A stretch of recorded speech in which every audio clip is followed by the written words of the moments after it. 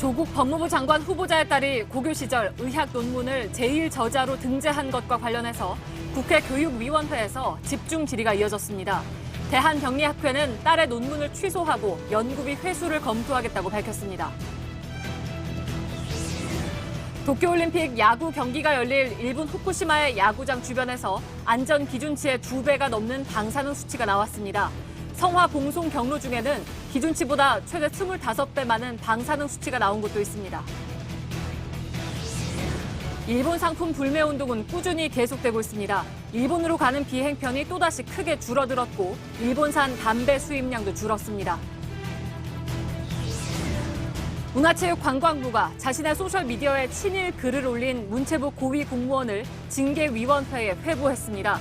정부가 지난 5일 일본의 수출 규제 조치에 대응해서 공무원 기강회의 특별감찰을 하기로 한 뒤 적발된 첫 사례입니다. 북미 실무협상을 총괄하는 스티븐 비건 미 대북정책 특별대표가 한국에 왔습니다. 2박 3일 동안 청와대와 외교부 고위 관계자들을 만날 예정인데 판문점에 들러서 북측 인사들과 물밑 접촉을 할 수 있다는 전망도 나옵니다. 경찰이 모탈 투숙객을 잔인하게 살해하고 시신을 한강에 버린 장대호의 신상 정보를 공개하기로 했습니다. JTBC는 지난 17일 새벽 서울 종로경찰서에서 자수한 뒤 인계되는 모습을 촬영했는데 뉴스룸에서 장대호의 얼굴을 공개합니다. 폭스바겐 그룹이 또다시 배출가스를 조작한 것으로 드러났습니다.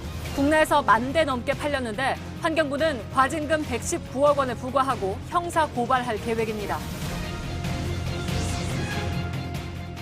서울 시내 한 아파트 단지입니다. 제 옆에 울타리 너머에는 잡초가 무성하게 자라서 마치 숲처럼 변한 곳을 볼 수 있습니다. 사실은 이 현수막에 써 있는 것처럼 원래는 학교 부지인데요. 10년 동안 학교는 안 생기고 공터만 그대로 남아있다고 합니다. 오늘 밀착 카메라에서는 재개발과 학교 설립을 둘러싼 갈등을 들여다봤습니다.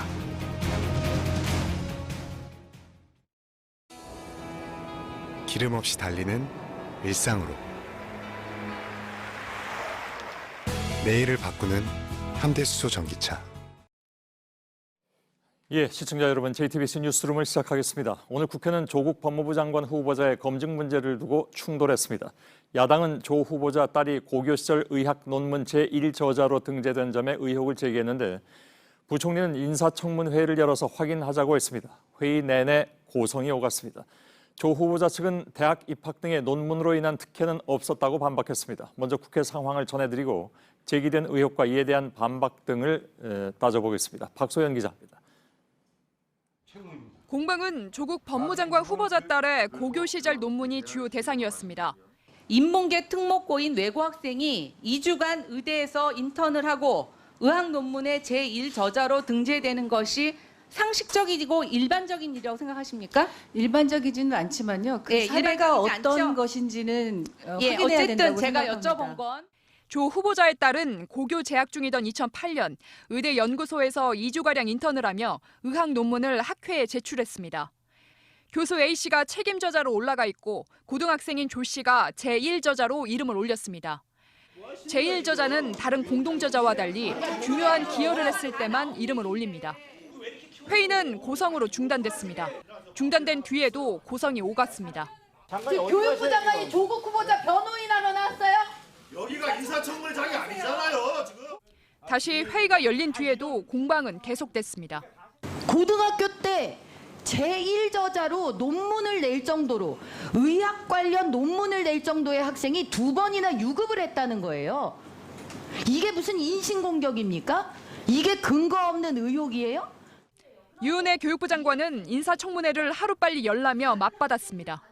확인되지 않은 사실을 가지고 부풀리기 의혹 제기를 하는 것도 제가 제 인사청문회에서 많이 당했던 일입니다. 그래서 인사청문회를 통해서 사실관계를 확인하시라는 얘기고요. 한편 조 후보자 측은 자녀의 인턴십 프로그램 참여와 논문 작성과 관련해 관여한 바가 전혀 없다고 반박했습니다. 또 논문이 대학 입시 등과도 관련이 없다고 밝혔습니다. JTBC 박소연입니다.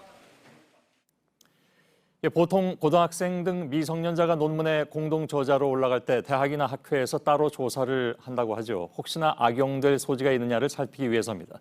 저희가 해당 논문을 살펴봤는데 당시 고등학교 2학년이었던 조 후보자에 따른 단국대 의대 연구소 소속으로 표기돼 있었습니다. 학회에서는 논문 취소 등을 검토하겠다고 밝혔습니다. 김필중 기자입니다. 2009년 대한병리학회를 통해 발행된 논문입니다.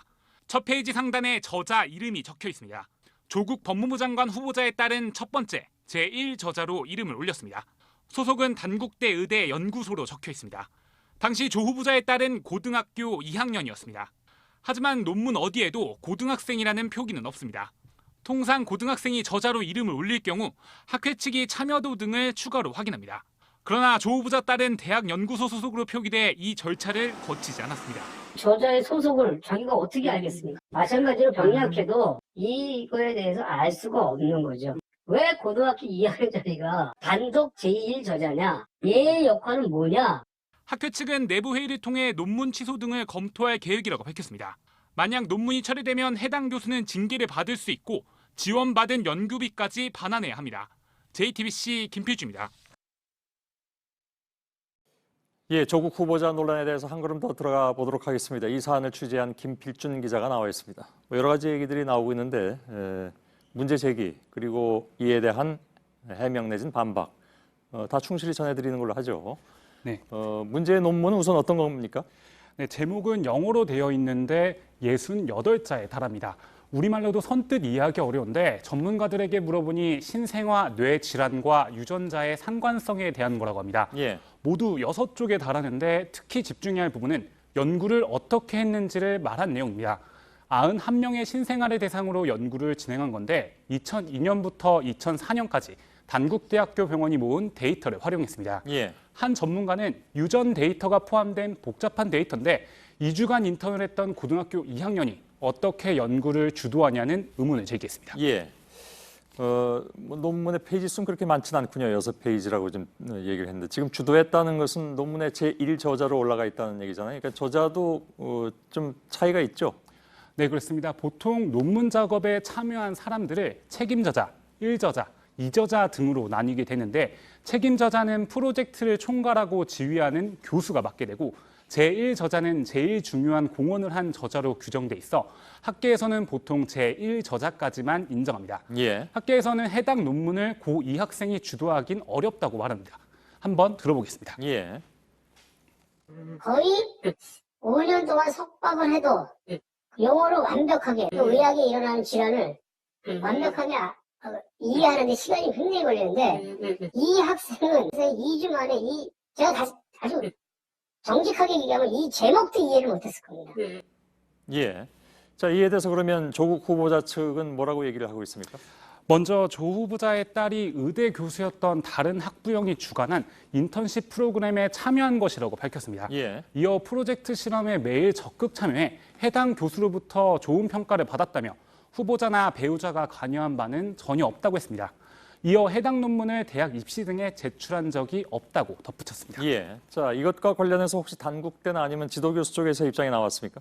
먼저 단국대는 연구 논문 확인에 미진한 부분이 있었다고 사과했습니다. 예. 제1저자 부분이 잘못됐다는 점을 인정한 겁니다. 예. 지도교수는 따로 응대를 하지 않고 있습니다. 사실 교육부 등에서는 미성년자 공저자 논문과 관련한 전수조사를 했습니다. 악용되는 사례가 많기 때문인데 조 후보자에 따른 이 대상이 아니었습니다. 예. 당시 조사 대상을 스쿨, 즉 학생으로 검색해 추렸는데 조 후보자 딸이 앞서 리포트에서 봤듯이 연구소 소속으로 돼 있어 전수조사 대상에서 빠졌습니다. 예. 자, 그리고 사모펀드 관련해서도 계속 이제 의혹이 제기되고 있습니다. 펀드 운영사의 불투명한 자금이 꽤 많은 액수가 그러니까 수십억 원이죠. 50억 원이 넘는 걸로 얘기가 나온 것 같은데 이게 들어왔다면서요? 네, 그렇습니다. 지금 보시는 것이 조 후보자 가족이 투자한 펀드의 운영사 코링크 프라이빗 에쿼티의 재무제표입니다. 예. 지난해 이 운용사의 자산 수중이라는 형태로 53억 원이 들어옵니다. 자산 수중은 무상으로 증여했다는 건데 누가 왜 대가 없는 증여를 한 건지 의문입니다. 이례적인 일이어서 의문인데 조 후보자 측은 펀드 운용사의 자산 변동은 후보자와 전혀 관계가 없다는 입장입니다. 예. 하지만 과거 조 후보자 측의 해명이 사실과 다른 부분도 추가로 확인됐습니다. 그건 어떤 겁니까? 근데 재산보다 많은 펀드 투자 약정 규모 논란이 되자 조 후보자 측은 출자 약정 금액은 계약상 추가 납입 의무가 없다고 해명했습니다. 예. 펀드 운영사 측에서도 같은 의견을 낸 바 있는데요. JTBC가 김종석 의원실을 통해서 당시 펀드의 정관을 입수했는데 해명과 달랐습니다. 정관에는 납입 의무를 불이행하면 연 15%의 지연 이자를 지급해야 한다고 적혀 있습니다. 예. 정관대로라면 약정대로 납입하지 않은 64억 원에 대해서 펀드 운영사가 조 후보자 가족에게 매년 15%의 이자를 요구할 수 있습니다. 그것도 적은 액수는 아닌데 혹시 조 후보자 측의 해명이 있었습니까? 네, 이에 대해 조 후보자 측은 예초에 사모펀드와 조 후보자 측이 추가 납입금이 없다고 얘기가 된 만큼 해당 조항은 사실상 효력이 없다 이렇게 밝혔습니다. 예. 그러면 정관과는 다르게 약속이 됐다 그런 얘기인가요? 네, 그렇습니다. 네, 그렇습니다.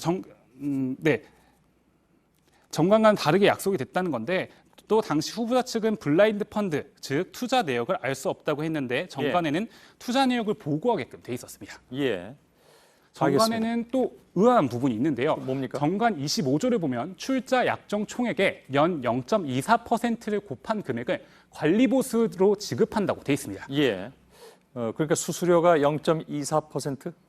네, 그렇습니다. 이 수수료가 펀드 운용력 입금과 사무실 비용 관리비로 사용이 되는데 너무 낮습니다. 이 펀드 운용사에는 3개의 펀드를 운영하는데 그중 1개의 펀드에서 정관대로라면 고작 2,400만 원밖에 받지 못합니다. 예. 펀드 운용력이 금융투자업계에서도 상당히 실력이 필요한 부분인데 어쨌든 정상적인 펀드와는 많이 다르다는 게 업계 시각입니다. 예.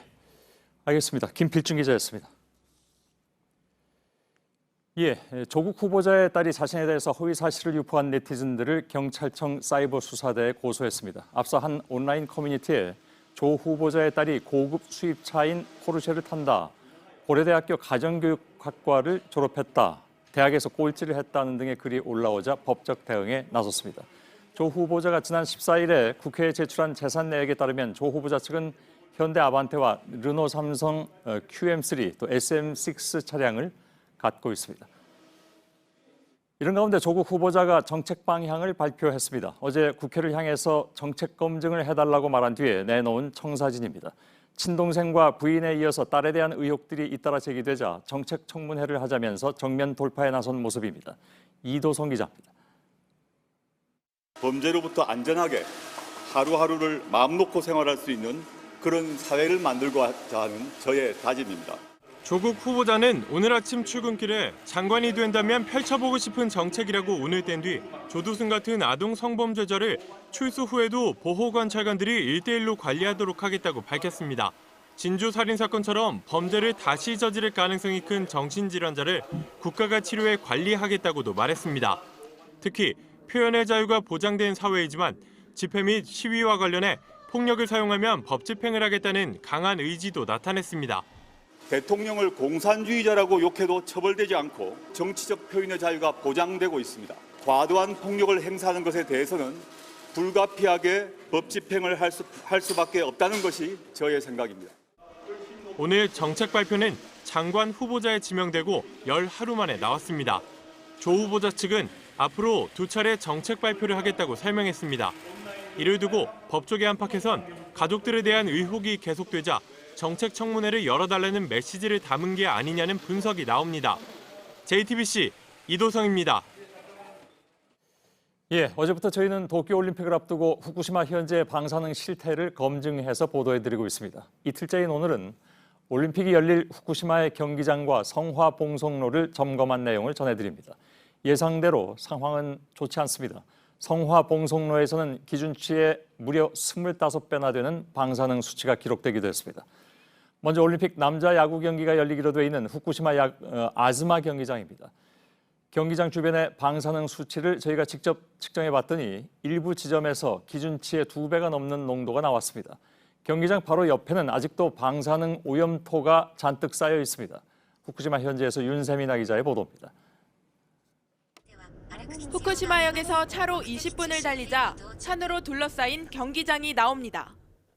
올림픽 경기가 열릴 예정인 아즈마 야구장입니다. 폭발 사고가 있었던 후쿠시마 제1원전으로부터 직선 거리로 67km 떨어져 있습니다. 도쿄올림픽 야구와 소프트볼 경기가 열린다는 홍보 문구가 곳곳에 걸려 있습니다. 방사능 위험은 없는지 취재진이 직접 경기장 주변 방사능 수치를 측정해봤습니다.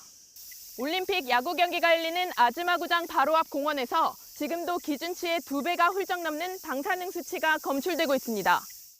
야구장 출입문과 불과 30m 떨어진 곳에서 나온 수치는 0.5 마이크로시버트, 안전 기준치인 0.23 마이크로시버트의 2배가 넘습니다. 경기장 주변을 둘러싼 산과 바로 옆 아라카와 강에서 방사능이 유출될 가능성도 제기됩니다. 山だとか、川だとか、そういうところに除去できているわけではない。いろんな砂だとか何でもいいよ。そういうところに付着して飛んでくればまた被爆するわけだから。 내년 이곳을 찾을 선수들과 관중을 위협하는 것은 또 있습니다. 후쿠시마에서 올림픽이 열리는 아즈마구장 내부에 들어와 봤습니다. 야구 경기장과 직선 거리로 불과 250m 떨어진 곳에 이처럼 방사능 오염토가 잔뜩 쌓여 있습니다. 한때는 축구장을 가득 메웠던 오염토들. 최근 일본 정부가 올림픽 마케팅에 나서면서 이곳에 있던 오염토들을 주변으로 옮기고 있습니다. 도쿄올림픽 조직위는 후쿠시마가 안전하다며 경기를 개최하겠다는 입장이지만 방사능 우려는 계속 커질 것으로 보입니다. JTBC 윤세민입니다. 후쿠시마에서 열리는 또 다른 올림픽 행사 중에 하나가 바로 성화봉송입니다. 저희 취재진이 도쿄올림픽 조직위가 공개한 성화봉송 경로를 따라가면서 방사능 수치를 재봤습니다. 곳곳에서 방사능 안전 기준치를 넘겼는데 최대 25배가 넘는 것도 있었습니다. 임지수 기자입니다. 도쿄올림픽 조직위는 성화봉송에 참가할 시민들을 모으고 있습니다. 어린아이부터 외국인까지 후쿠시마에서 열리는 성화봉송에 다양한 사람들의 참여를 독려합니다. 실제 성화봉송 경로는 후쿠시마 곳곳을 3일간 누비도로 구성됐습니다. 시작은 한때 원전 폭발 사고 대책본부로 쓰였던 축구훈련센터 J빌리지. 이후 해안가를 따라 남쪽 이와키까지 달립니다. 그리고 산으로 둘러싸인 지역을 거쳐 다시 해안가로 나오도록 돼 있습니다. 성화봉송 첫날 지나게 되는 오쿠마 마을을 찾아가 봤습니다. 해안가와 가까운 이곳은 2011년 폭발 사고가 발생한 후쿠시마 제1원전이 있는 곳입니다. 집과 가게는 텅 비었고 곳곳이 통제되고 있습니다. 한쪽에선 지금도 방진복을 입은 작업자가 제염 작업을 하고 있습니다. 마을에 가까워지자 측정기 수치가 급격히 올라갑니다. 좀 더 깊숙이 들어서자 기준치 25배가 넘는 5.9 마이크로시버트까지 치솟습니다. 액선으로 찍으면은 약 100번 정도에 해당하는 건데요. 어린아이였다면 그 확률, 즉 백혈병 또는 위장암에 걸릴 확률이 100배, 1000배로 올라갈 수도 있겠죠. 오쿠마를 지나 성화봉송 첫째 날이 끝나는 미나미 소마입니다. 곳곳에선 오염토 봉지들이 산을 이루고 있습니다. 둘째 날 성화봉송이 지나게 될 가와마타 마을은 지역 대부분이 산속에 뒤덮여 있습니다. 이 마을을 지나는 114번 국도를 따라 달려보니 수치가 기준치 10배가 넘는 2.7 마이크로시버트까지 올라갑니다. 이 도로에는 지금도 방사능 오염토를 싣고 옮기는 덤프 트럭이 하루에 수십 대가 오갑니다. なんかなかったことにされちゃうんでしょうかね。原発事故が汚染も全てなかったことになってしまうのかと思うようなルートで、そこを走ってくるっていうのがちょっと信じられないです。 도쿄올림픽 조직위는 성화봉송 경로가 바뀔 수도 있다는 입장입니다.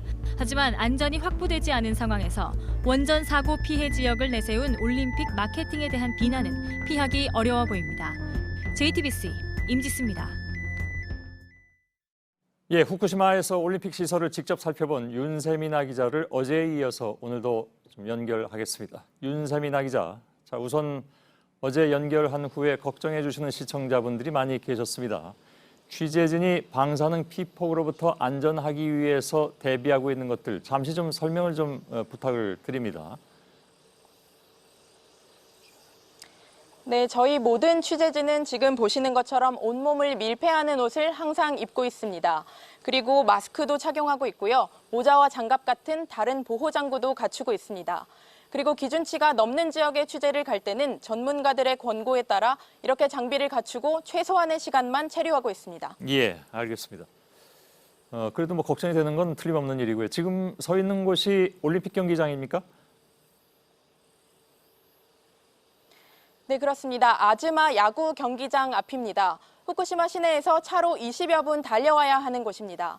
산기슭에 위치한 데다 근처에 강이 흐르고 있어서 매우 한적한 분위기입니다. 예. 자, 그곳에서 이제 올림픽 야구 경기가 열리기로 돼 있는데 우리 대표팀 경기도 거기서 열리기로 돼 있나요? 네, 일단 이곳 아즈마 야구장에서는 올림픽 야구 개막전이 열립니다. 우리 대표팀의 경우는 아직까지는 미정이기는 합니다. 올해 12월에 열리는 야구 예선전에서 본선 진출권을 따내야 이곳 올림픽 도쿄 야구 무대에 설 수 있기 때문인데요. 경기가 만약에 본선에 진출을 하게 된다면 일본과 같은 조에 포함돼 이곳에서 한일전이 성사될 가능성도 있습니다. 예. 올림픽 흥행을 위해서 이곳에서 개막전에 포함될 가능성이 크다는 것이 체육계의 관측입니다. 예. 참 뭐 경기를 안 하기 위해서 일부러 질 수도 없는 문제고 참 난감한 그런 상황인 것 같습니다. 문제는 이제 역시 안전인데 야구장 출입구에서 불과 30m 그러니까 바로 길 건너에 있는 공원에서 기준치를 넘는 방사능 수치가 나왔다는 거죠? 네, 안전 기준치의 2배가 조금 넘는 0.5 마이크로시버트가 측정됐습니다. 그곳에는 빗물을 받아 떨어지는 배수관이 있고 잡초가 무성하게 자라 있었기 때문에 방사성 물질이 쌓여 있던 것으로 보입니다. 그런데 이곳 아즈마 야구장은 야구장만 있는 것이 아니라 체조 경기장 그리고 육상 트랙이 있는 종합 운동장입니다. 경기장 사이사이마다 풀밭과 나무가 무성하게 자라 있는 만큼 비슷한 환경의 다른 지점에서 측정을 하더라도 비슷한 수치가 나올 가능성이 높아 보입니다. 예. 어제 보도에서 제일 뭐랄까 충격적이었던 것은 바로 그 오염토를 담아둔 검은 봉지 이게 굉장히 많이 쌓여 있다는 것이었습니다. 올림픽 경기장 근처에도 아직까지 있다는 게 상식적으로 좀 이해가 안 가는데요. 예, 최근에 온라인에서 매우 화제가 된 사진이 한 장 있습니다. 아즈마 구장의 구글 위성지도 사진인데요. 옆에 있는 체조 경기장보다 넓은 면적의 땅에 이 오염토 봉지가 잔뜩 쌓여 있는 모습을 볼 수 있습니다. 그런데 저희 취재진이 이곳에 직접 와보니까 상당히 많은 양의 오염토 봉지가 치워진 것을 확인할 수 있었습니다. 최근 이 야구장 시설을 정비를 하면서 인근의 다른 저장 시설로 옮겨간 것으로 보입니다. 일본 정부나 올림픽 조직위원회도 이 방사능 우려에 대한 부정적인 인식을 의식하고 있는 것으로 보입니다. 예, 물론 아마 올림픽 전까지 다 치울 겁니다. 그런데 치운다고 다 해결되는 것이냐 하는 의구심도 많이 들고 있고 성화봉송 루트도 문제가 있어 보입니다. 조금 아까 보도를 보면 물론 일부 구간이라고는 하지만 기준치의 25배가 넘는 수치가 나오는데도 이런 곳을 직접 이제 성화를 들고 뛴다는 거잖아요. 네, 아직까지 매우 구체적인 성화봉송 루트는 나오지 않은 상태입니다. 다만 후쿠시마에서 첫 3일 동안 25개의 마을을 관통한다는 그런 대략적인 구성은 나온 상태인데요. 저희가 그렇게 공개된 마을 가운데 최근에 피난 지시가 해제됐거나 오염 상태가 심각해서 방사능 수치가 여전히 높을 것으로 보이는 마을을 직접 찾아가 본 겁니다. 그런데 실제로 기준치의 최대는 25배가 넘는 그 방사능 수치가 검출이 된 겁니다. 릴레이 성화 봉송의 경우에는 성화 주자가 직접 성화를 들고 뛰는 경우가 많기 때문에 이럴 경우 많은 성화 주자들이 이런 방사능 수치가 높게 나오는 지역을 관통하게 될 우려가 있습니다. 예. 자, 그렇다면 실제로 건강에 얼마나 해가 되는지가 가장 궁금한데 경기장 근처나 아니면 성화가 지나는 마을에서 기준치를 넘는 수치가 나오면 이게 다 위험한 겁니까? 그렇지 않습니까? 네, 여기서 말씀드리는 기준치란 국제기구가 권고하는 일반인에 대한 방사능 노출 허용치입니다. 한국원자력안전기술원 등 국내 공공기관도 같은 기준을 쓰고 있고요. 일본 정부도 장기 재현 목표로 같은 기준치를 말한 바 있습니다. 이런 기준치를 넘는 방사능에 노출된다고 해서 당장 이 건강에 악영향이 있는 것은 아니지만 개인의 건강 상태에 따라 영향을 받을 수도 있다는 뜻입니다. 예. 개인의 건강 상태에 따라 다른 만큼 올림픽 이벤트처럼 다양한 연령대에 많은 사람들이 모이는 이벤트에서는 굉장히 엄격한 기준을 적용하는 것이 필요해 보입니다. 예, 알겠습니다. 올림픽 때 야구 경기가 열릴 후쿠시마 야구 경기장에서 윤세민 기자가 전해드렸습니다. 수고했습니다. 네, 경찰이 한강 시신 훼손 사건의 피의자 신상을 공개했습니다. 38살 모텔 종업원 장대호입니다. JTBC는 지난 토요일 새벽 장대호가 경찰에 인계될 때의 모습을 촬영했습니다. 그 영상을 공개합니다. 김지성 기자입니다. 지난 17일 새벽 1시 47분 JTBC 취재진이 찍은 장대호의 모습입니다. 검정색 상하이 차림에 수갑이 채워져 있습니다. 장대호가 종로경찰서에 자수한 뒤 사건을 담당하는 고양경찰서로 인계될 때의 상황입니다. 경찰은 오늘 장대호의 이름과 나이, 얼굴을 모두 공개하기로 결정했습니다. 범죄 수법이 잔인하고 증거가 충분하며 국민 알 권리 존중 및 강력범죄 예방 차원에서 공공의 이익에 부합한다고 이유를 밝혔습니다. 장대호는 경찰 조사에서 홧김에 살해했다며 그 뒤 모텔에 있는 자신의 방에 방치했다고 진술했습니다. 경찰은 아직 찾지 못한 피해자 시신을 계속 수색 중입니다. 이전에도 비슷한 범행을 저질렀을 가능성도 배제하지 않고 있습니다. 경찰은 이번 주 금요일 사건을 검찰에 넘길 계획입니다. 올해 장대호를 포함해 강력범죄자 4명의 신상이 공개됐습니다. 청담동 주식부자로 알려진 이진 씨의 부모를 살해한 김다운, 진주 아파트 방화살인범 안인득, 그리고 제주에서 남편을 살해한 고유정입니다. 경찰이 자수하겠다는 장대호를 돌려보낸 것에 대해 이낙연 국무총리는 송구하다며 사과했고 재발 방지를 약속했습니다. JTBC 김지성입니다. 네, 그동안 장대호는 온라인에 섬뜩한 내용의 글들을 여러 건 올렸습니다. JTBC 취재진이 확인한 결과 모텔에 온 손님을 흉기로 협박했다는 경험담에서부터 입에 담기 어려운 잔혹한 묘사까지 한두 건이 아니었습니다. 경찰은 이 같은 온라인 글과 과거 행적도 수사하고 있습니다. 최규진 기자입니다. 장대호가 지난 2016년 한 인터넷 숙박업 커뮤니티에 올린 글입니다. 자신이 7년차 숙박업자라며 불친절한 손님을 가려야 한다고 주장합니다. 손님을 흉기로 협박해 싸움에서 이겼다는 내용도 있습니다. 자신이 원하지 않는 손님은 폭력을 써서라도 쫓아내야 한다는 겁니다. 입에 담기 힘든 잔인한 표현들이 여럿 등장합니다. 이처럼 장대호는 지난 2004년부터 2017년까지 인터넷에 수시로 섬뜩한 글을 올렸습니다. 학교 폭력을 고민하는 학생에게는 구체적인 폭행 방법까지 설명했고 자살을 고민하는 여성에게는 상담해주겠다며 연락을 요구했습니다.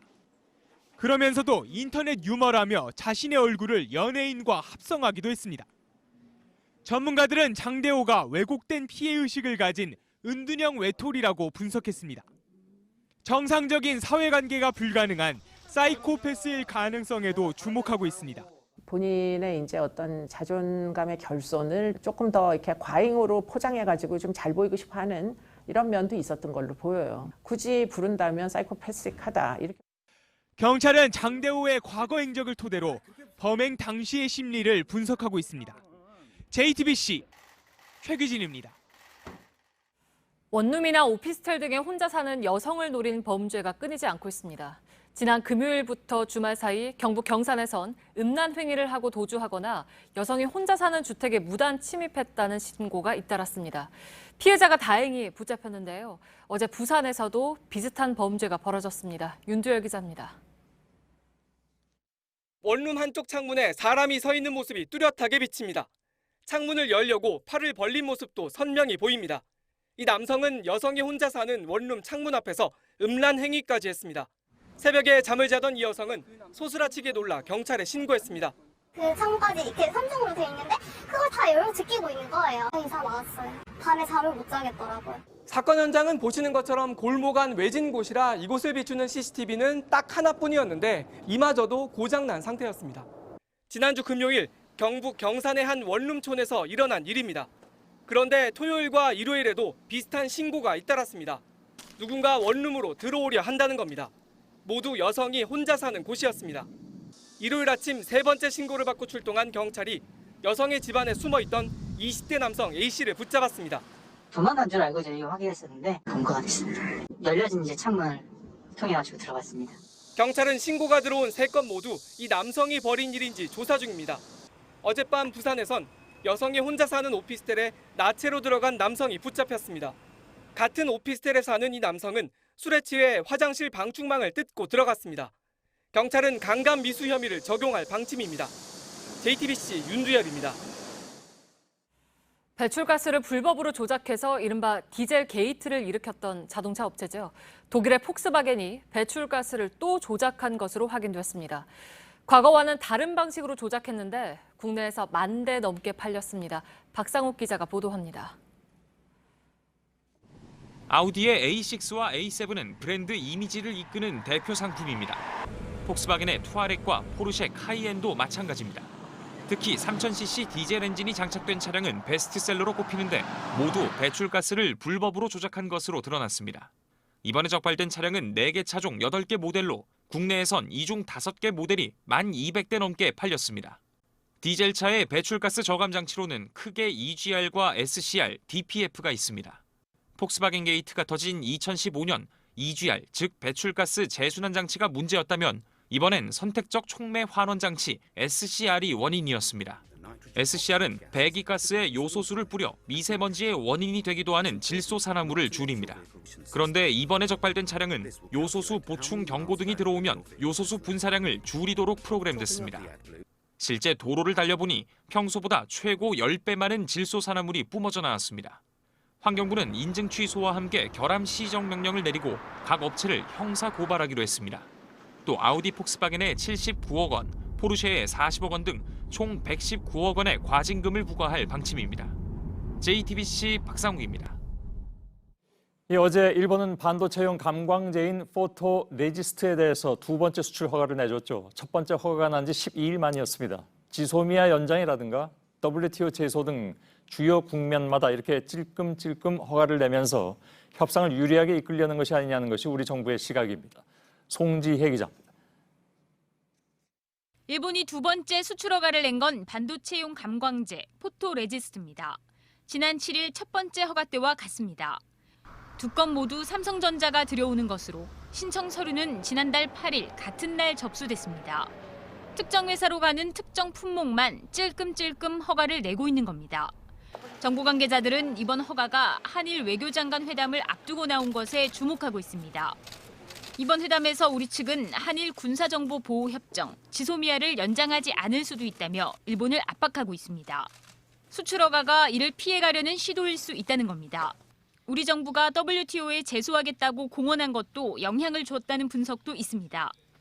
수출 금지가 아니라 관리 강화라는 명분을 쌓아두려는 의도가 읽힌다는 겁니다. 이 때문에 정부는 수출 규제라는 기조 자체가 바뀐 건 아니라고 보고 있습니다. 청와대 관계자는 불확실성은 여전하다면서 화이트리스트에서 한국을 제외한 조치가 철회돼야 일본 정부 입장에 변화가 있다고 볼 수 있을 것이라고 밝혔습니다. 일본은 3가지 규제 대상 중 고순도 불화수소, 폴리이미드에 대해선 여전히 수출을 허가하지 않고 있습니다. JTBC 송지혜입니다. 일본 불매운동의 여파가 갈수록 커지고 있습니다. 일본으로 가는 비행기가 또 대폭 줄어들었습니다. 오사카로 가는 일부 노선은 아예 무기한 운항이 중단됐습니다. 일본 담배 수입량도 한 달 만에 7% 가까이 줄었습니다. 전다빈 기자입니다. 가장 큰 타격을 받은 일본 노선은 오사카행입니다. 대한항공은 부산에서 오사카, 제주에서 나리타와 오사카를 오가는 노선을 무기한 운항 중단하기로 했습니다. 일본 중소도시로 가는 일부 노선은 일단 한시적으로 운항을 중지했습니다. 오키나와나 후쿠오카 같은 유명 관광지행 비행편은 최대 절반으로 줄였습니다. 그동안은 큰 비행기를 작은 비행기로 바꾸는 시기였는데 아예 일본 노선 자체를 크게 줄인 겁니다. 일본 노선 수요가 지속 감소되어 가지고요. 지금 운유 또는 감편 조치를 하게 되었습니다. 동남아, 대양주, 중국 노선 등의 공급을 늘려 적극적인 대응에 나설 계획입니다. 맥주에 이어 일본 담배 수입도 줄었습니다. 필리핀에서 국내로 들어오는 수입 담배는 대부분 일본 회사인 JTI의 제품입니다. 그런데 불매운동 한 달 만에 필리핀산 담배 수입량이 약 7% 줄어든 겁니다. JTI 코리아 측은 수입량과 판매량은 별개이고 불매운동과 직접적인 관계는 없다고 했습니다. JTBC 전다빈입니다. 문재인 대통령은 오늘 효성그룹의 탄소 섬유 관련 신규 투자 협약식에 참석했습니다. 탄소 섬유는 일본의 3개 업체가 전 세계 생산량의 60% 이상을 생산하고 있습니다. 문 대통령은 축사를 통해서 아무도 흔들 수 없는 나라가 되기 위해서는 핵심 소재의 특정 국가 의존형 산업 구조를 바꿔야 한다고 말했습니다. 북미 대화에서 실무 협상을 총괄해온 스티븐 비건 대북 정책 특별대표가 조금 전에 우리나라에 왔습니다. 한미 연합 훈련이 끝나는 날에 맞춰서 방한을 한 건데요. 북미 대화가 재개되는 것인지 관심이 쏠리고 있습니다. 취재 기자를 연결하겠습니다. 김선미 기자. 지금 나가 있는 곳은 비건 특별대표의 숙소인 호텔 앞이죠. 현재 호텔엔 도착했습니까? 네, 비건 대표는 오늘 오후 6시쯤 김포공항을 통해 입국했는데요. 아직 도착하지는 않았습니다. 잠시 뒤에 모습을 나타낼 것으로 보입니다. 일단 오늘은 휴식을 취하고 내일 우리 측 북핵 수석 대표를 만나는 등 2박 3일간의 방한 일정을 채워나갈 예정입니다. 김현종 청와대 국가안보실 제2차장과의 접견은 모레로 조율되고 있습니다.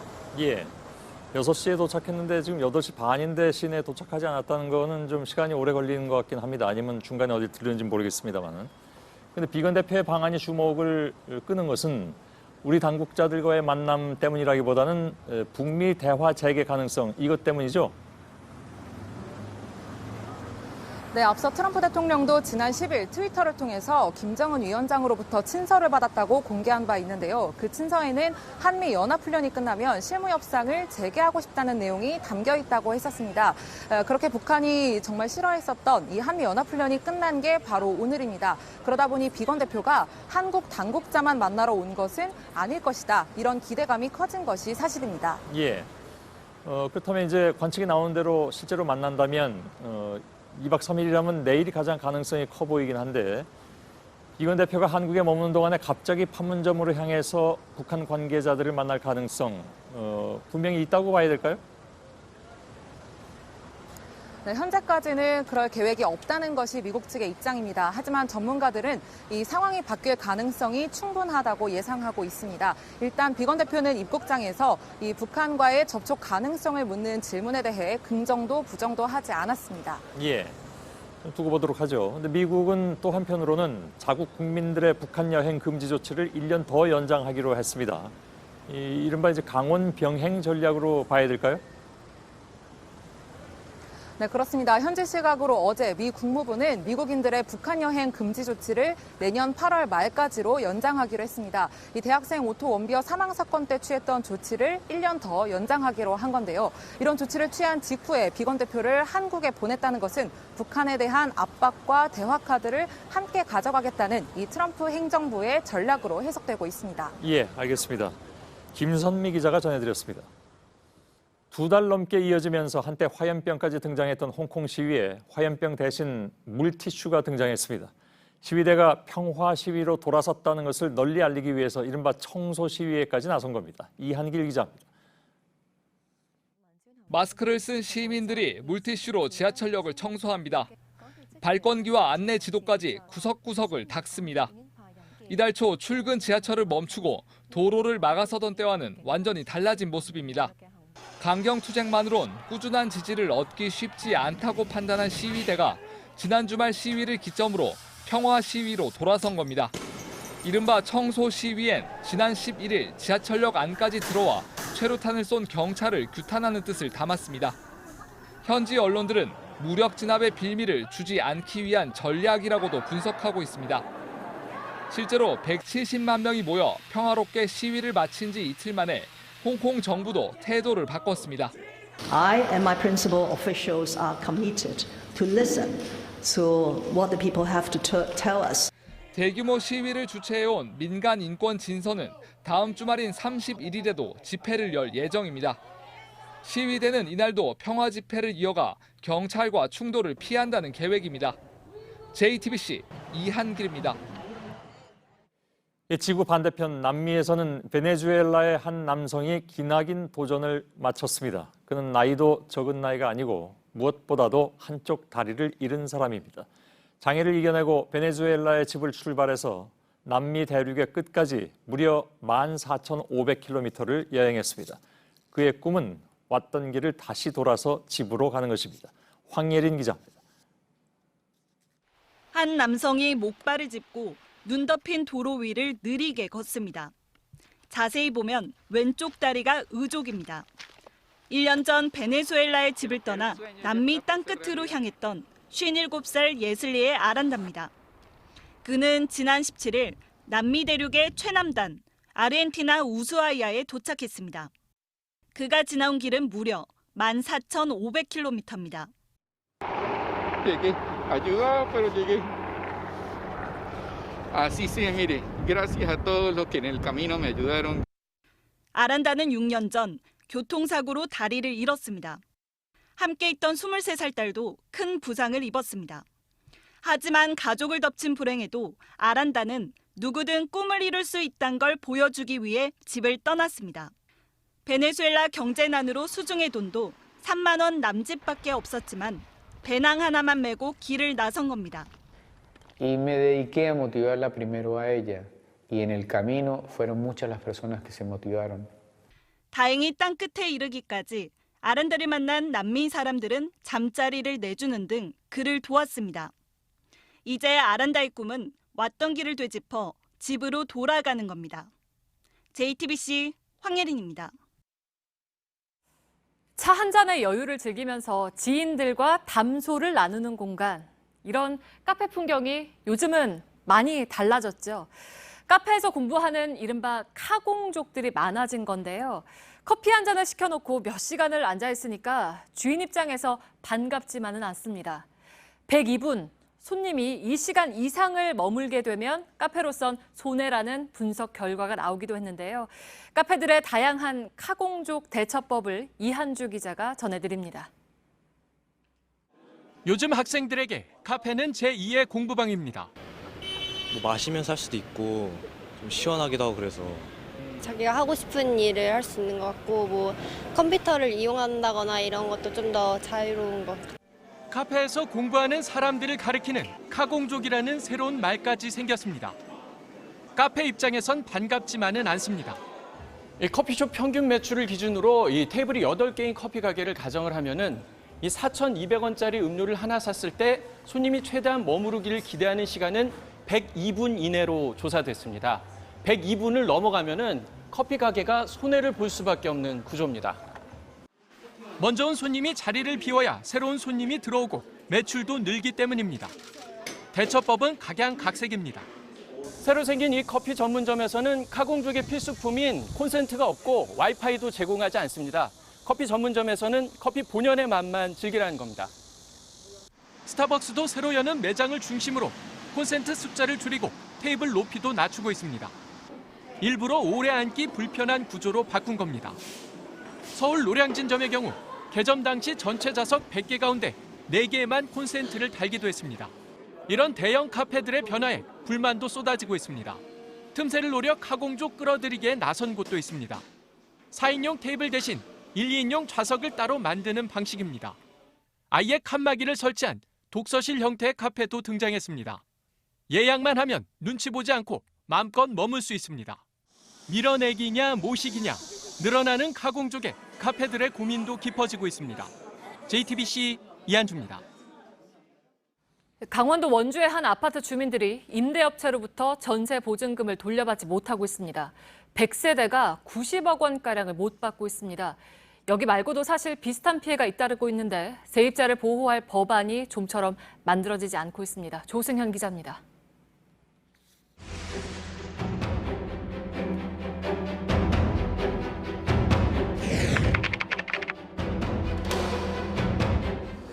그런데 지난해 12월부터 문제가 생겼습니다. 전세 계약이 끝난 입주민에게 임대업체가 보증금을 돌려주지 않는 겁니다. 이세 계획도 갖고 이럴 예정이었는데 지금 이것 때문에 다 무산되고 발만 동동 구르다 병을 얻은 주민도 있습니다. 자존감이 많이 떨어지더라고요. 진짜 우울증이 되게 심했었어요. 그 당시. 지금도 사실 있는데 100여 세대가 90억 원가량을 못 받고 있습니다. 임대업체는 사태 해결에 힘쓰고 있다는 원론적 답변만 내놓고 있습니다. 정신이 안 좋아져가지고 입자리를 한 번에 나가게 바라면 이런 사태가 일어날 건데 회사 측에서 노력을 하고. 하지만 일부 피해 주민은 집이 팔렸으니 나가달란 내용 증명을 받기도 했습니다. 보증금을 주지 않고 내쫓으려는 의도로 보고 있습니다. 전화를 안 받더라고요. 그래서 천안 본사까지도 찾아가고 뭐 했는데 저 혼자서는 안 되는 일이. 전세 보증금 반환 사고는 최근 3년 새 10배 이상 급증했습니다. 보험 상품이 있지만 의무가 아니어서 피해자들이 속수무책으로 당하고 있습니다. 보증금 반환 보증 보험 가입을 의무화하는 법안은 3년째 국회에 잠들어 있습니다. JTBC 조승혜입니다. 학교와 학원 등 교육시설의 절반 이상이 지어진 지 30년이 넘는 걸로 파악됐습니다. 안전 등급을 받지 않은 학교시설도 2만 개가 넘습니다. 오래된 학교는 추억의 장소이기도 하겠지만 아이들에겐 안전하지 못한 공간이기도 합니다. 박유미 기자의 보도입니다. 쪼그려 앉아 볼일을 봐야 하는 화장실, 칠이 벗겨진 벽과 수리 중인 소변기. 낡고 더러워 아이들은 이용을 꺼립니다. 서울 도심의 이 초등학교는 38년 전 지어졌습니다. 쪼그려 앉아서 일을 보는 화변기라든지 또 누수라든지 마모 부분이라든지 보수를 시급하니 해야 될 그런 상황인 것 같습니다. 서울시 교육청에 점검을 요청한 학교는 480곳에 달합니다. 국회 입법조사처 자료를 보면 교육시설의 절반 이상이 준공된 지 30년이 넘었습니다. 관리해야 할 낡은 건물이 상당히 많은 겁니다. 교육부 관리 시설 가운데 2만 개가 넘는 곳은 안전등급조차 받지 않았습니다. 작은 창고나 급식소 같은 부속시설은 정기점검 대상이 아니기 때문입니다. 안전관련법이 여러 개인데다 눈으로만 확인하는 형식적인 점검도 문제입니다. 앞서 부산대 미술관과 영남고 도서관의 외벽이 무너지는 사고도 부실한 점검 탓이 큽니다. 육안으로만 점검을 하도록 정기 안전 점검만 지금 법률에서 의무화하고 있기 때문에 그런 상세한 구조물의 결함을 판단하기 좀 어려울 수도 있는 상황입니다. 교육시설 전체의 안전을 관리할 수 있는 법률을 서둘러 마련해야 한다는 지적이 나옵니다. JTBC 박유미입니다. 인도네시아령 파푸아에서 반정부 시위가 일어났습니다. 이 혼란을 틈타서 교도소에 수감돼 있던 250여 명이 탈옥하는 일까지 발생했습니다. 김혜미 기자입니다. 반정부 시위대가 거리를 뛰어다닙니다. 옆에 불타고 있는 건물은 교도소입니다. 현지 시간 19일 인도네시아령 파푸아에서 반정부 시위가 벌어졌습니다. 인도네시아 경찰이 국기를 훼손했다는 이유로 파푸아 출신 대학생들을 과격하게 체포하면서 시작된 시위입니다. 경찰은 기숙사 문을 부수고 최루탄까지 발사한 걸로 알려졌습니다. 차별에 항의하는 파푸아인 수천 명이 지방의회 건물 등에 불을 지르고 돌을 던졌습니다. 이 과정에서 시위대가 교도소를 공격하자 이 틈을 타 수감자들이 외벽을 부수고 탈옥을 감행했습니다. 외신에 따르면 탈옥한 인원은 전체 수감자의 절반에 가까운 250여 명입니다. 경찰은 이들에 대한 수색 작업을 벌이고 있습니다. 혼란이 커지자 인도네시아 정부는 파푸아 달래기에 나섰습니다. 조코 위도도 인도네시아 대통령은 용서와 인내를 강조하며 진정을 촉구했습니다. 파푸아는 1969년 주민투표로 인도네시아 영토에 편입됐지만 분리주의 단체들은 수십 년째 무장 독립 투쟁을 벌이고 있습니다. JTBC 김혜미입니다. 네, 갑자기 빛을 뿜으면서 밝아졌다가 사라지는 별을 신성이라고 하죠. 이 신성보다 어두운 별을 외소신성이라고 하는데 지금까지 발견된 것 가운데 가장 멀리 있는 외소신성을 국내 연구팀이 찾았습니다. 은하계의 비밀을 풀어줄 또 하나의 단서가 될 걸로 기대를 모으고 있습니다. 조민진 기자입니다. 칠레, 오스트레일리아, 남아프리카 공화국에 설치된 외계 행성 탐색 시스템이 2016년 11월 관측한 영상입니다. 갑자기 폭발하면서 밝기가 최대로 올라간 외소신성이 뚜렷하게 보입니다. 은하의 중심에서 4만 5천 광년, 지구에서 2만 4천 광년 떨어진 곳에서 발견된 겁니다. 이곳은 우리 은하의 헤일로 영역인데 별이 거의 없고 빛을 내지 않는 암흑 물질로 뒤덮인 곳입니다. 어두워서 잘 보이지 않는 외소신성은 가까운 거리에 있어야 발견하기 쉽습니다. 지금까지 알려진 외소신성들은 우리 은하의 원반 위, 지구로부터 3천 광년 이내에 있었습니다. 우리 은하의 가장자리 부근에서 발견이 돼서 굉장히 의미가 있다고 저희가 생각을 하고 있어요. 헤일로를 연구할 수 있는 새로운 도구, 새로운 힌트가 된다고 저희가 생각을 하고 있습니다. 이번에 발견된 외소신성을 포함해 헤일로에 있는 별들의 나이는 100억 년 이상 됐을 것으로 추정됩니다. 학계에서는 별의 진화와 은하계 형성의 비밀을 풀어줄 새 단서가 나왔다는 평가를 내놓고 있습니다. JTBC 조민진입니다. 네, 서울의 4대문 하면 남쪽의 숭례문, 동쪽의 흥인지문, 북쪽의 숙정문, 그리고 서쪽의 도니문입니다. 그중에 서대문, 그러니까 도니문만 현재는 찾아볼 수가 없습니다. 104년 전에 일제가 전차선을 확보하기 위해서 강제로 철거했는데 오늘 그 옛 모습이 증강현실로나마 되살아났습니다. 권근영 기자가 도니문이 있던 그 자리를 다녀왔습니다. 조선의 수도 한양은 성곽에 둘러싸여 있었습니다.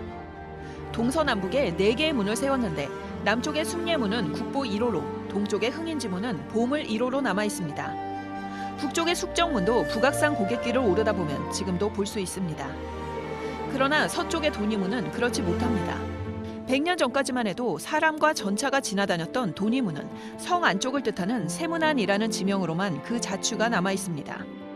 일제는 1915년 전차선을 늘리겠다며 당시 205원, 지금 가치로 약 200만 원에 이 문을 경매에 넘겨 철거해버렸습니다. 이 문로 건축 공사비만 한 240억 정도 들어가는 거였는데 그게 200만 원에 팔렸다고 생각해 보십시오. 이건 완전히 그냥 버린 겁니다. 9년 전 서울시는 도니문을 원래 자리에 원형대로 복원하겠다 발표했지만 교통난과 보상 문제로 어렵다는 판단을 내렸습니다. 서울의 4대문 도니문이 있던 정동사거리입니다. 애플리케이션을 통해 증강현실로나마 이렇게 옛 모습을 짐작해 볼 수 있습니다. 허무하게 사라졌고 지금은 되살리기도 어려운 문화재. 조선만의 간결한 품격을 드러내는 처마에 밝은색 단청까지. 104년 만에 서울의 8차선 내거리 한복판에 가상의 도니문을 다시 세웠습니다. JTBC 권근영입니다. 충북 단양에서 패러글라이딩을 하던 조종사와 탑승객이 10m 높이의 고압선에 걸렸다가 30분 만에 구조됐습니다. 조종사 48살 이모 씨는 최근 바뀐 착륙장으로 가던 길에 난기류를 만났다고 말했습니다. 여기에선 지난 10일에도 탑승객 2명이 탄 패러글라이더가 나무에 걸리는 등 올 들어 벌써 4건의 사고가 발생했습니다. 오토바이를 타고 횡단보도를 건너다가 자동차와 부딪히면 자동차 운전자에게 손해배상의 책임이 없다는 판결이 나왔습니다. 대구지방법원은 보행자가 아닌 오토바이가 횡단보도로 들어오는 걸 예상하기 어렵다면서 오토바이 운전자 A씨가 자동차 운전자를 상대로 낸 손해배상 소송에서 원고 패소 판결을 내렸습니다. 지난 19일 일본의 야스쿠니 신사 안의 한 건물에 먹물을 뿌린 혐의로 50대 중국인 남성이 경찰에 체포됐습니다. 자신을 작가라고 주장한 남성은 먹물을 뿌린 사실은 인정했지만 야스쿠니 신사에 A급 전범이 합사돼 있어 항의한 거라고 주장한 것으로 알려졌습니다. 베냐민 네타냐후 이스라엘 총리의 부인이 자신이 탄 비행기의 조종사가 환영 방송을 하지 않았다는 이유로 소동을 벌인 걸로 알려졌습니다. 영국과 이스라엘 언론에 따르면 네타냐후 총리의 부인 사라 여사는 지난 18일 남편과 함께 우크라이나 국빈 방문에 나서다가 흥분해서 조종실로 들어가려고 했습니다.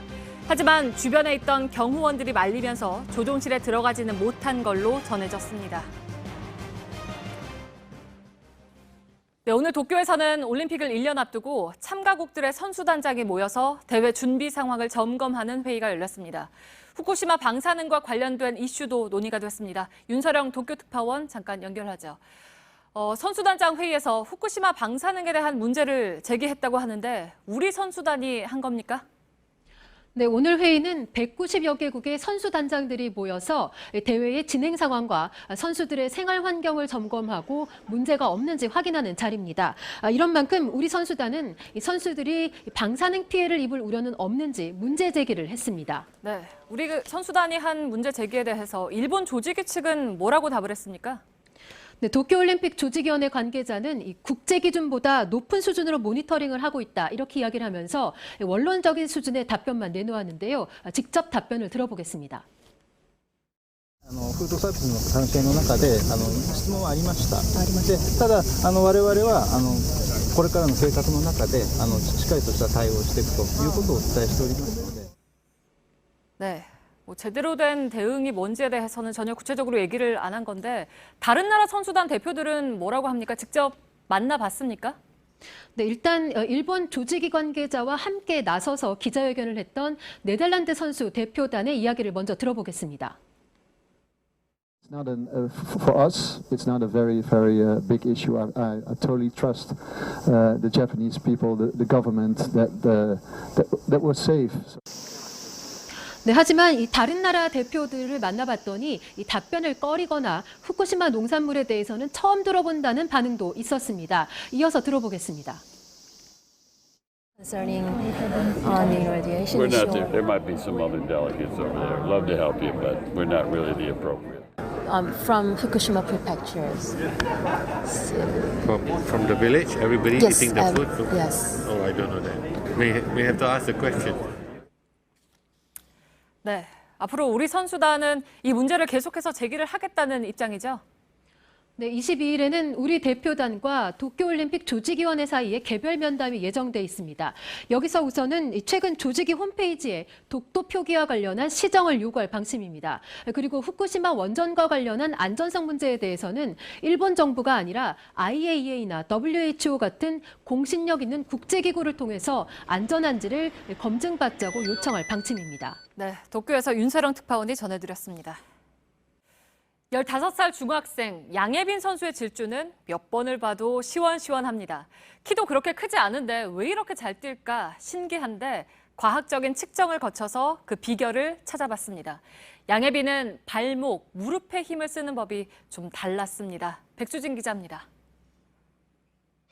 앞서 달리는 선수가 50m 이상 차이를 벌려도 따라붙어 기어코 역전하는 양예빈은 15 중학교 3학년입니다. 트랙에 설 때마다 400m, 200m 기록을 갈아치우면서도 늘 이악 물고 뛰기보다는 웃으면서 유쾌한 질주를 이어갑니다. 힘껏 뛰지 않는 것 같은데 신기하게도 부드럽게 앞으로 나아갑니다. 양예빈이 이토록 잘 뛰는 이유, 키 161cm의 절반을 훌쩍 넘는 긴 다리 덕분이다. 이렇게 알려졌는데 과학적으로 들여다보니 조금 다른 분석이 나왔습니다. 키는 그렇게 크지 않지만 어떻게 두 다리를 길게 내뻗는지 그 이유가 나온 겁니다. 양예빈은 바닥을 밀어내면서 박차고 나가는 힘이 성인 국가대표 선수보다 컸습니다. 그만큼 발목 근육 힘이 좋아서 왼발을 디딜 땐 자기 몸무게의 2배 가까이 힘을 끌어냅니다. 그래서 폭발적인 스피드를 뽐낼 수 있습니다. 박차고 나가는 힘 못지않게 무릎을 활용해 다리를 앞으로 뻗는 힘도 성인 대표팀보다 좋았습니다. 남들보다 다리를 3개 박차고 또 남들보다 길게 뻗으면서 한 걸음을 내디딜 때 앞으로 더 많이 나아가는 달리기입니다. 양예빈의 보폭은 2m로 키의 124%인데 이는 올림픽 금메달리스트와 비교해도 밀리지 않습니다. 어리지만 가장 효율적으로 달린다. 중학교 3학년 양예빈은 이미 어떻게 뛰어야 빠른지 알고 있었습니다. JTBC 백수진입니다.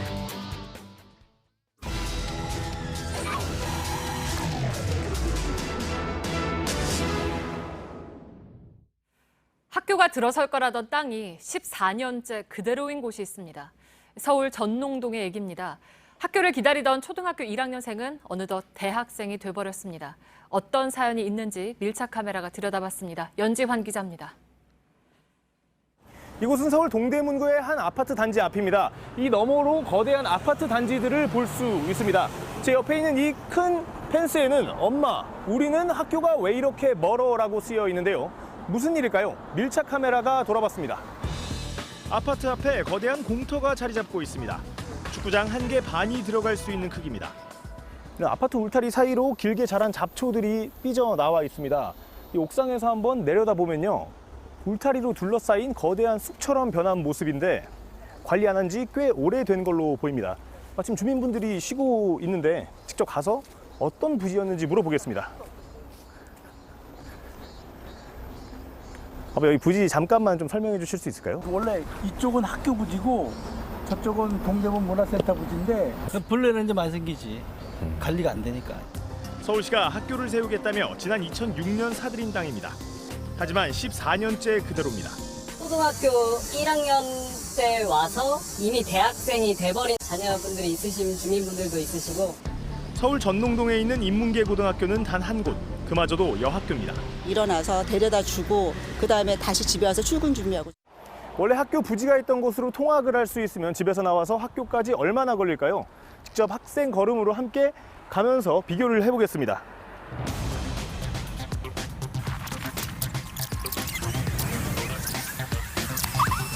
원래 학교 부지가 예정돼 있던 곳에 도착을 했습니다. 총 3분이 걸렸는데요. 충분히 걸어 다닐 수 있을 거리로 보입니다.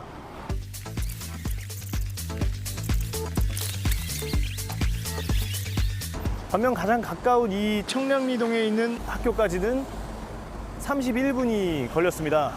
언덕도 좀 있고 해서 땀이 좀 났는데요. 어땠어요, 좀? 중학교 때는 집 앞이었는데 갑자기 고등학교로 오면서 이렇게 먼 거리로 다닐라 하니까 적응도 안 되고. 주민들은 동대문구의 학급당 학생 수가 서울 평균보다 많다며 학교를 만들어야 한다고 주장합니다. 교육특구로 해서 지정을 했는데 지금 뭐 학원이 있습니까? 뭐 학교가 있어야지 학원이지.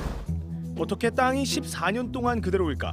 각종 몇 개 고등학교를 추진을 해왔는데 결국은 전부 다 무산이 되고 교육청이 계속 반대하고 있어가지고. 교육청도 할 말은 있습니다.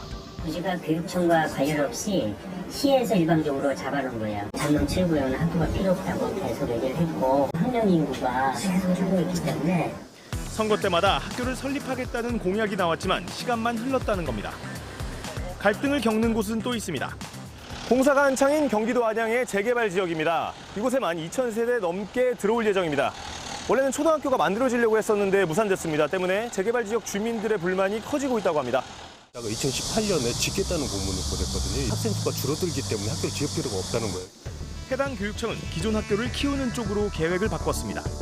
여러 목소리가 나옵니다. 증축을 하면은 일단은 못 쓰니까 운동장 자체를 여기에 있는 실질적인 초등학교 엄마들이 증축을 하는 것도 반대고 이전하는 것도 반대고. 학교를 설립한다는 계획이 있었어요. 학교 설립 계획 심의위원회가 설치되어 있어요. 그 활동이 설립위원회에 안 나오는 거예요. 저출산 추세에 따라 정부는 학교를 만드는 걸 줄이고 있지만 신도시 상황은 조금 다릅니다. 행정이 오락가락하는 사이 학생들이 길 위에서 보내는 시간은 쌓여가고 있습니다. 밀착 카메라 연지원입니다.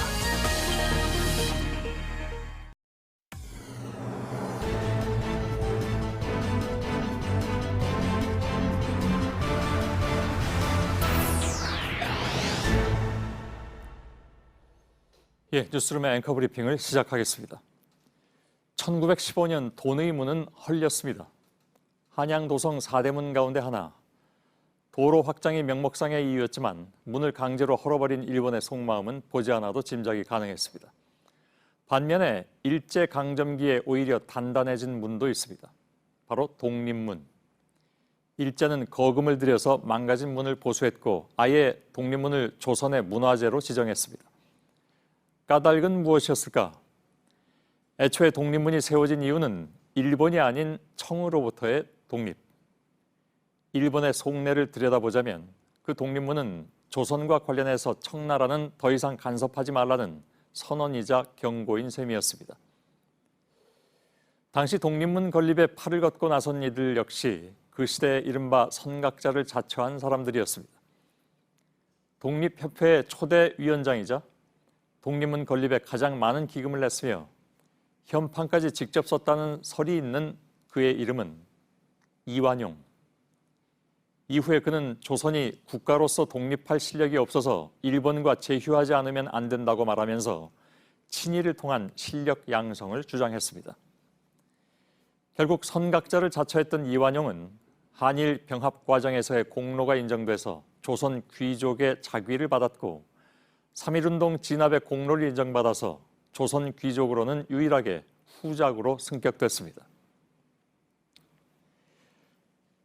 이 시대의 선각자를 자처하는 이들은 그렇다면 누구인가? 일본의 경제 도발에 작지만 묵직하게 움직이는 시민들을 낮추어 보는 시선들. 이들은 역사 속 빗나간 자칭 선각자들이 그랬던 것처럼 시민들의 합리적인 움직임을 비이성으로 매도한 뒤에 자신들만이 이성적이며 미래지향적이라는 오만의 성을 높이 쌓았습니다. 오늘 전해진 그의 발언도 거기서 벗어나지 않습니다. 지난 1915년 일제에 의해서 강제로 헐린 돈의 문. 100여 년이 지나서 우리는 그 문을 어렵게 복원했습니다. 실제로는 볼 수 없지만 증강현실 기술을 통해서 문이 있었던 자리를 비추면 돈의 문은 생생하게 되살아나서 우리와 마주하게 되죠. 그리고 안타깝게도 우리에게 되살아난 또 하나의 증강현실은 바로 시민의 합리성과 시민의 힘을 얕잡아보는 빗나간 자칭 선각자와 애국자들. 오늘의 앵커 브리핑이었습니다.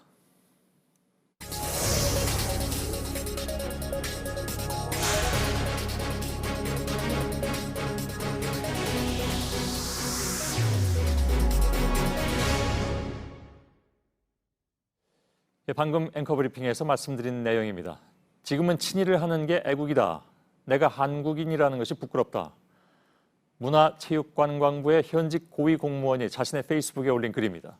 국민을 모욕하는 듯한 표현도 나오는데 정부가 이 공무원에 대한 징계 절차에 들어갔습니다. 홍지용 기자입니다. 광복절 전날 밤 페이스북에 올라온 글입니다. 나 스스로 친일파라고 여러 번 공언했다. 지금은 친일을 하는 게 애국이다라고 적혀 있습니다. 지금 반일을 하면 국익을 해친다며 처단해야 한다고도 돼 있습니다. 이 글을 올린 사람은 문화체육관광부의 한모 국장 2급 공무원입니다. 사행산업을 감독하는 국무총리실 산하위원회에 파견돼 있습니다. 한 국장은 일본은 조선을 식민지로 수탈한 게 아니다. 다만 조선인을 참정권이 없는 2등 국민으로 취급했는데 이해가 간다며 국민을 비하하는 듯한 표현도 썼습니다. 과거 한신문의 칼럼을 인용하며 이런 미개한 나라 구더기들과 뒤섞여 살아야 한다니라고도 적었습니다. 문체부는 한 국장에 대한 징계 의결 요구서를 인사혁신처로 보냈습니다. 근무 시간에 수시로 페이스북에 들어가 글을 남겼고 공직자의 품위를 훼손시키는 내용이 상당수 담겨 있다는 이유에서입니다. 지난 5일 정부는 일본의 수출 규제 등에 대응하는 차원에서 공직자의 기강회의를 집중 감찰하겠다고 발표했습니다. 특히 국민 정서에 어긋나는 발언을 하는 등 심각하게 품위를 훼손하면 엄정하게 조치하겠다고 밝힌 상태입니다. 이 글은 적발된 첫 사례입니다. 한 국장은 JTBC 취재진에 주로 뉴스에 보도된 내용을 올린 것일 뿐 사적인 활동은 아니었다고 해명했습니다. 또 한일 관계는 양국이 싸워서 전혀 좋을 게 없고 나라를 걱정하는 마음으로 올린 글이라고 답했습니다. JTBC 홍지용입니다. 이렇게 국가 공무원이 망언이나 마찬가지인 발언을 한 것은 이번이 처음은 사실 아닙니다. 일본은 어머니의 나라라는 궤변뿐만이 아니라 독도는 일본 땅이라는 역사 왜곡 발언도 있었습니다. 그러나 징계가 3년 가까이 미뤄지거나 아예 아무런 징계를 하지 않은 경우도 있었습니다. 최승기 기자입니다. 지난 2016년 국무조정실 산하 한국환경정책평가연구원 KEI 전 센터장 이모 씨가 워크숍에서 친일 발언을 해 논란이 됐습니다. 이 씨는 일본은 어머니의 나라라는 말을 했고 일왕에 대해 극존칭하며 만세라고 외쳤습니다. 하지만 이 씨의 징계는 계속해서 미뤄졌고 당사자는 전체 맥락을 보면 다른 취지라고 주장했습니다. 지난해 국정감사에서도 논란이 됐습니다. 품위를 제대로 지켰는지 이게 국민들이 요구하는 도덕성이나 이런 것들을 만족하고 있는 건지에 대해서 문제를 삼고 당연히 징계를 해야 되겠죠. 결국 이 씨는 지난 2월 정직 1개월을 받았습니다. 지난 4월엔 인천의 한 교사가 독도는 일본 땅이다. 일본이 전기를 공급했는데 우리나라는 배은망덕하게 하고 있다라는 등의 친일 발언을 해 논란이 일었습니다. 하지만 별다른 징계 없이 주의만 받았습니다. 공무원의 발언은 직무와 관련이 없어도 공직의 체면과 위신을 손상하고 사회 통념상 비난 가능성이 있으면 징계 사유에 해당합니다. 문제는 표현의 자유와 부딪힌다는 논란이 있어왔고 실제 공무원을 징계한 경우는 극히 드뭅니다. 이번에 문체부가 한모 국장을 빠르게 징계위에 회부한 것은 최근 정국을 감안한 것으로 보입니다. JTBC 최승기입니다. 네, 팩트체크 이가혁 기자와 함께하겠습니다. 내년 도쿄올림픽 방사능 문제뿐만 아니라 더운 날씨 그리고 수영장 수질 문제 등 여러 문제가 계속 나오고 있습니다. 일본 안에서도 날씨부터 너무 안이하게 생각했다는 비판이 나오고 있습니다. 이가혁 기자, 근거가 있는 얘기들입니까? 네, 바로 설명드리겠습니다. 네. 도쿄올림픽유치위원회가 2013년 1월 IOC에 제출한 유치 신청서를 직접 한번 확인해 보시죠. 2020년 올림픽 기간 날씨를 선수들이 최상의 성적을 내는데 이상적이라고 설명했습니다. 하지만 이 설명과 달리 경기가 1년도 안 남았는데 더위 문제는 계속 드러나고 있습니다. 네, 일본 도쿄는 특히 습하고 더운 걸로 유명하잖아요. 네, 내년 올림픽 기간 이 날씨를요, 17일 동안의 날씨를 지난해 같은 기간 자료로 추정을 해봤습니다. 온도와 습도 등을 감안해 열사병 위험 수준을 알릴 때 쓰는 일본 더위 지수가 31 이상인 날이 7일 정도로 나옵니다.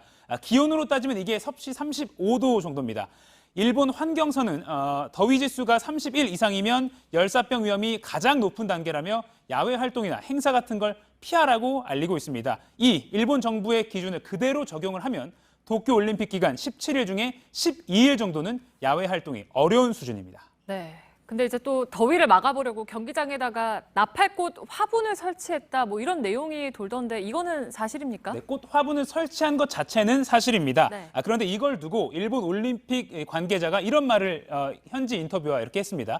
시각적으로도 시원하다는 점에서 더위 대책으로 도입했다 이렇게 인터뷰를 했고 이게 널리 퍼졌습니다. 네. 더 알아보니까 이게 꼭 더위 대책인 것은 아니었습니다.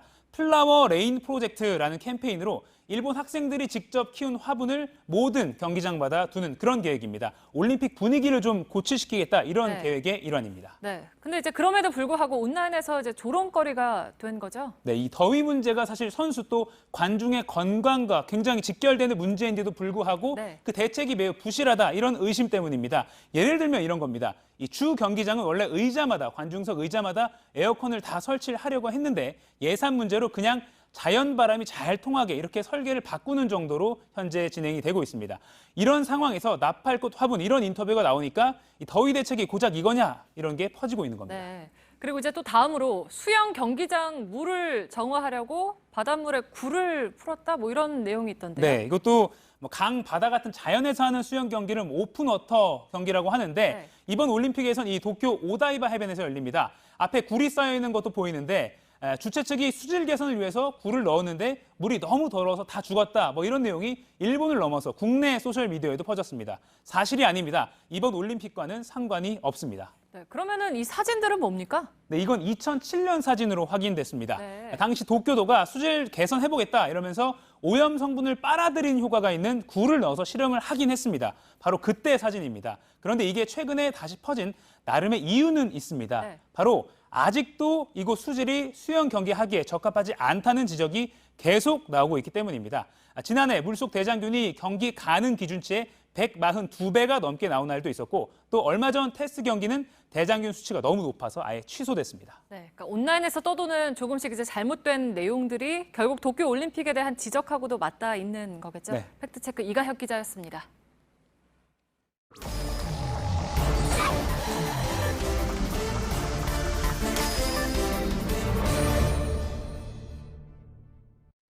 예, 비하인드 뉴스를 시작하겠습니다. 박성태 기자가 나와 있습니다. 자, 시작할까요? 예. 예. 첫 키워드는 천년의 저주로 잡았습니다. 뭐 제목이 시작부터 무겁네요.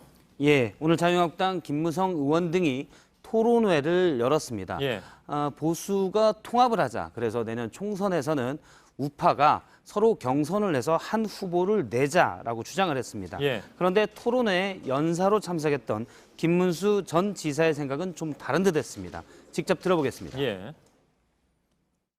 제 친구기 때문에 우리가 다 박근혜다 동갑내기 아닙니까? 저 김무성 의원, 당신은 앞으로 1000년 이상 박근혜의 저주를 받을 것이다. 예, 김무성 의원 등이 박 전 대통령의 탄핵을 찬성했고 또 주도했기 때문에 1000년 동안 박 전 대통령의 저주를 받을 것이다 라고 통합과는 아주 거리가 먼 얘기를 했습니다. 예. 물론 저주라고 했을 때 박 전 대통령의 입장은 아닙니다. 김무수 전 지사의 얘기고요. 김 전 지사는 문재인 대통령을 향해서도 막말을 입에 담기 힘든 막말을 또 하기도 했습니다. 예. 그 통합하자고 했지만 한국당 내부에서도 탄핵을 기준으로 이렇게 의견이 다르기 때문에 쉽지는 않아 보입니다. 그렇습니다. 김무성 의원과 김문수 전 지사는 앞서 김문수 전 지사도 얘기했지만 동갑락이고요. 15대 때부터 국회를 같이 등원을 했기 때문에 친한 편입니다. 하지만 천년의 저주를 퍼부었는데요. 탄핵을 기준으로 지금은 비박과 친박으로 나뉘어서 갈등을 겪고 있습니다. 사실 김문수 전 지사를 연사로 저 토론회에 초청한 것은 김무성 의원이었습니다. 아, 그런가요? 예, 정작 초청해놓고 욕을 먹은 그런 셈이 됐는데요. 김무성 의원 측은 김무성 의원이 옆에 얘기하기를 망했다. 김문수를 괜히 불렀어 라고 오늘 오후에 얘기를 했다고 전했습니다. 토론회가 끝난 뒤에도 토론회 발언을 통해서도 김무성 의원은 연사를 좀 잘못 선택한 것 같다라고 얘기하기도 했습니다. 그런데 김문수 전 지사가 저렇게 박근혜 전 대통령의 탄핵에 대해서 강한 반대를 얘기해 왔지만 사실 국회에서 탄핵소추안이 의결되기 전인 2010년 겨울에는 당시 탄핵소추를 추진했던 게 비상시국회의였는데 김문수 전 지사는 의원 자격은 아니었지만 상당히 저 회의의 출석률이 높았다는 평입니다. 그러니까 그때는 탄핵에 찬성했다가 지금은 극렬히 반대하는 모습입니다. 자, 두 번째 키워드로 넘어가죠. 두 번째 키워드는 500번의 사과로 잡았습니다. 사과를 500번 했다는 얘기인가요? 예, 500번 동안 요구했다는 건데요. 아, 요구를? 부산시 기장군 의회에서 최근 있었던 일입니다. 군수가 군의원의 질의에 대해서 예의를 지키지 못했다면서 사과를 요구했는데요. 오전부터 오후까지 계속 4시간 동안 사과하세요라고를 반복을 했습니다. 4시간 동안 반복한 사과 중에 11초 분의 영상을 잠깐 보겠습니다. 타게 하시네요. 사과하십시오. 사과하세요. 끝까지 듣고 말씀을 하세요. 사과하십시오. 사과할 일 없습니다. 내용을 다 들어보시죠. 사과하십시오. 녹음기입니까? 빨리 사과하십시오. 녹음기입니까? 말만 꺼내면 저 화면 안에 네모 박스 안에 들어있는 게 군수였는데요. 똑같은 포즈와 똑같은 톤으로 사과하세요를 4시간 동안 요구했습니다. 아, 그거 500번을 했다는 얘기예요? 저희 신희숙 작가가 제가 시키지 않았는데 굳이 다 찾아봤습니다. 다 찾아봤는데 회의록인데요. 군수의 사과만 체크했더니 500번이 넘었습니다. 정작 500번 넘게 사과를 받은 군 의원은 사과는 하지 않았습니다. 어제 민주당 부산시당에서 성명을 냈는데요. 군수가 지방의회를 난장판으로 만들었다라면서 국민들에게 사과해야 된다라고 요구했습니다. 저런 일도 있군요. 세 번째 키워드는요? 세 번째 키워드는 당이 없으니로 잡았습니다. 어느 정당을 얘기하는 거죠? 그렇습니다. 오늘 민주평화당에서 탈당한 의원들의 모임인 대한정치가 국회에서 의원총회를 가졌습니다. 당사가 없기 때문에 의원회 간의 한 회의장에서 저렇게 의원총회를 갖고 신당 체제를 어떻게 갖출 것이냐 논의를 했는데요. 그런데 개회 선언을 하는데 사진을 잠깐 보면 의사봉이 없어서 유성엽 의원이 저렇게 주먹으로 쿵쿵쿵 내리쳤습니다. 아무래도 당이 없기 때문에 창당을 준비하고 있지만 의사봉이 아닌 주먹으로 역할을 한 겁니다. 원래 대한정치는 선도 탈당으로 제3지대에서 어떤 정계 개편을 촉발시켜보자 라는 의도를 가지고 탈당을 했는데 최근 조국 법무부 장관 후보자의 청문회에만 관심이 많이 쏠려서 이는 좀 쉽지 않은 분위기입니다. 특히 바른미래당의 호남계 의원들이 좀 빠져나와서 같이 손을 잡자라는 목소리가 많았는데 오늘 손학규 대표가 이른바 손학규 선언을 발표했는데 대한정치 모임 의원들의 생각과는 정반대였습니다. 선언이 뭔데요? 기자회견에서 바른미래당 중심의 빅텐트로 제3의 길을 가자. 안철수 전 의원, 유승민 의원도 함께 가자라고 했고요. 문 대통령을 향해서는 거국 내각을 구성하자라고 요구했는데 요즘 이슈가 많아서 한때 손학규 징크스라고 했는데 역시 묻히고 말았습니다. 그런가요? 결과적으로 또 그렇게 됐군요. 박성태 기자였습니다. 수고했습니다. 네, JTBC 취재진이 5.18 민주화 운동 당시 전두환 광주행 정황보도로 5.18 기념재단과 광주 전남 기자협회가 주는 5.18 언론상을 받았습니다. JTBC는 1980년 당시 미군 정보요원으로 근무했던 김용장 씨와 공군 보안부대장 운전병 오원기 씨의 증언을 연속 보도했고 우리 정부는 이를 계기로 미국의 5.18 기밀문서를 공개할 것을 공식 요청했습니다. 네, 내일 전국이 흐리고 곳곳에 비가 오겠습니다. 비는 모레까지 이어져서 전남 남해안과 경남 제주에 50에서 100mm, 남해안을 뺀 전라도와 경북에는 30에서 80mm가 예상됩니다. 비가 오면서 더위는 한풀 꺾일 거란 예보입니다. 저희들은 내일도 최선을 다하겠습니다. 여러분 고맙습니다. One night to be confused, one night to speed up truth. We had a promise made, 4 hands and then away, both under